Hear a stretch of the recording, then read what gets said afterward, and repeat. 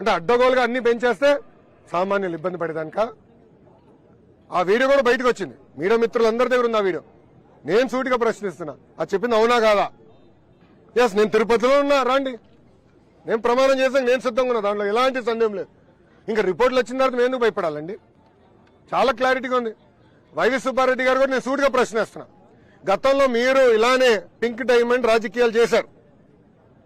ఆనాడు ప్రత్యేకంగా నా పైన, మా ముఖ్యమంత్రి చంద్రబాబు నాయుడు గారి పైన ఆరోపణలు చేశారు.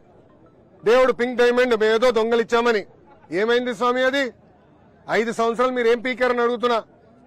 అంటే రాజకీయం చేస్తాం తప్ప పవిత్రత కాపాడుతాం మీకు తెలీదా అని సూటిగా వైవి సుబ్బారెడ్డిని నేను ఈరోజు ప్రశ్నిస్తున్నాను. మీరు ఆధారాలు చూపిస్తుంటే భూమన కరుణాకర్ రెడ్డి మాత్రం చంద్రబాబు గారి మీద విమర్శలు చేస్తున్నారు. దాన్ని ఏ విధంగా చూడాలి? దేవుడి పైన వాళ్ళకి నమ్మకం లేదు, ప్రజల పైన వాళ్ళకి నమ్మకం లేదు, ప్రజలు ఇచ్చిన తీర్పు పైన కూడా వాళ్ళకి నమ్మకం లేదు. ఇంకేం చెప్పాలా? అంటే ఆధారాలు ఉన్నాయి, ల్యాబ్ రిపోర్ట్లు బయట పెట్టాం, ఇంకేం కావాలి వాళ్ళకి? ఇంకేం కావాలి?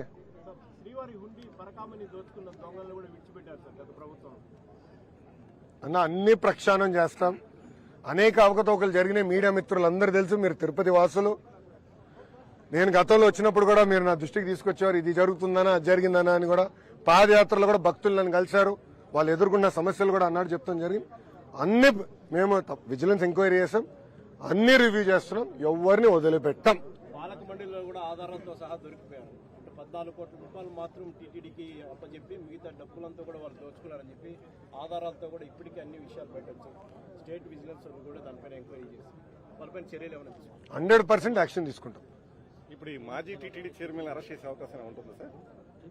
ఇద్దరిని, వైవి సుబ్బారెడ్డిని, భూమన కరుణాకర్ రెడ్డి. ఇన్వెస్టిగేషన్ జరుగుతుంది కదా, రిపోర్ట్ వచ్చింది, దానిపైన రేపు ఇన్వెస్టిగేషన్ మొదలు పెడతాం. తప్పనిసరిగా యాక్షన్ తీసుకుంటాం.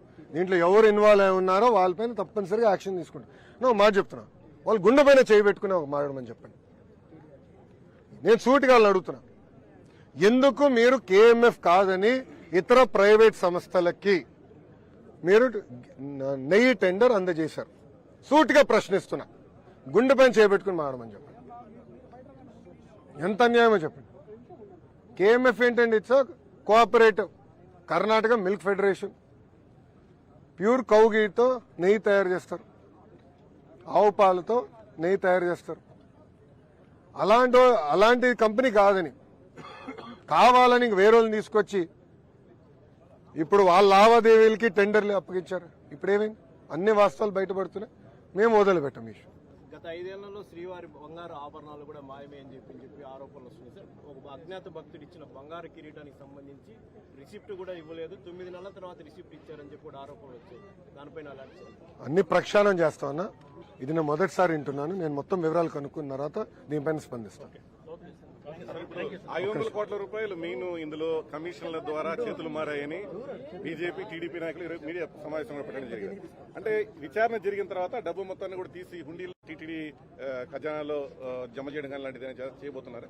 రెవెన్యూ రికవరీ యాక్ట్ పెడతాం అవసరం అయితే. దేవుడి జోలికి ఎవరు వెళ్ళినా వాళ్ళు వదిలిపెట్టే ప్రసక్తే లేదు. ఆనాడు చాలా స్పష్టంగా చెప్పాం. ఏ అధికారులు కానివ్వండి, రాజకీయ నాయకులు కానివ్వండి, చట్టాన్ని ఉల్లంఘించి ప్రజల్ని ఇబ్బంది పెట్టారో, మా కార్యకర్తలు ఇబ్బంది పెట్టారో వాళ్ళందరినీ వదిలిపెట్టానని చెప్పా. నా ఎర్ర బుక్లో వాళ్ళ పేరున్నాయని చెప్పా. అందుకే ఈరోజు ఎర్ర బుక్ చూస్తే వాళ్ళు భయం. నేను ఎందుకు వదిలిపెడతాను?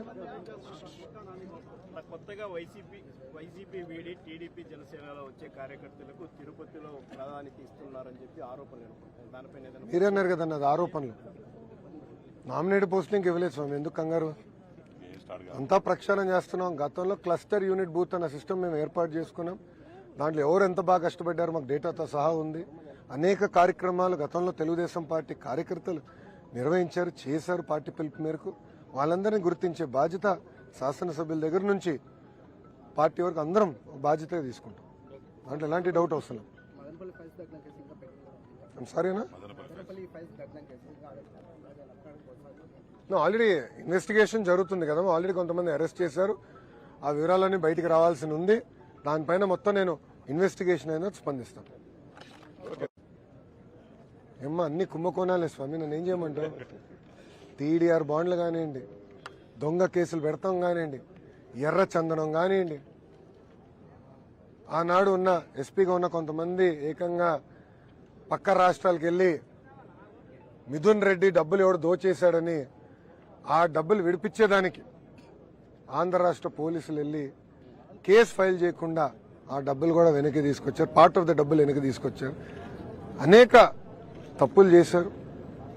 మీరు చూశారు, ఒక కేసులో ఏకంగా బాంబేకి వెళ్లి దొంగ కేసులు పెట్టి ఒక మహిళను ఎటు తీసుకొచ్చి వేధించారు. దానిపైన ఇప్పటికీ ఎలాంటి యాక్షన్ ఆంధ్ర రాష్ట్ర ప్రభుత్వం తీసుకుందో మీరు అందరూ చూశారు. ఏ ఫైలు తెరిచినా దాంట్లో అవినీతి, ఏ ఫైలు తెరిచినా దాంట్లో నాణ్యత లేకుండా పోయింది. ఈ ప్రభుత్వం, గత ప్రభుత్వం చిక్కీ గురించి పెద్ద మాటలు చెప్పేవారు, గుడ్ల గురించి చెప్పేవారు. వెళ్ళేటప్పుడు 200 కోట్లు బకాయిలు పెట్టిపోయారు. ఆ బకాయిలు ఎన్డీఏ ప్రభుత్వం వచ్చిన వెంటనే తీర్చడం జరిగింది. మళ్ళీ మొత్తం సప్లైస్ రిస్టోర్ కూడా చేస్తాం జరిగింది. సో ఇవన్నీ ప్రజలు తెలిసిన విషయమే. ఎవరికి ఊహించిన మ్యాండేట్ మాకు ఇచ్చారు. అంటే 175 స్థానాల్లో 164 స్థానాలు ఎన్డీఏ సభ్యుల్ని గెలిపిస్తాం జరిగింది. సో ఒక పవిత్రమైన బాధ్యతగా మేము అది తీసుకుంటున్నాం. వాళ్ళు ఏ హామీలు ఇచ్చామో ఆ హామీలను మేము నిలబెట్టుకుంటాం. దాంట్లో ఎలాంటి సందేహం లేదు. ప్రజలు ఒక శాంతియుతంగా బతకాలని కోరుకున్నారు. అభద్రత భావం లేకుండా బతకాలని కోరుకున్నారు. అది ఏర్పాటు చేసే విధంగా ఎన్డీఏ ప్రభుత్వం వివరిస్తుంది.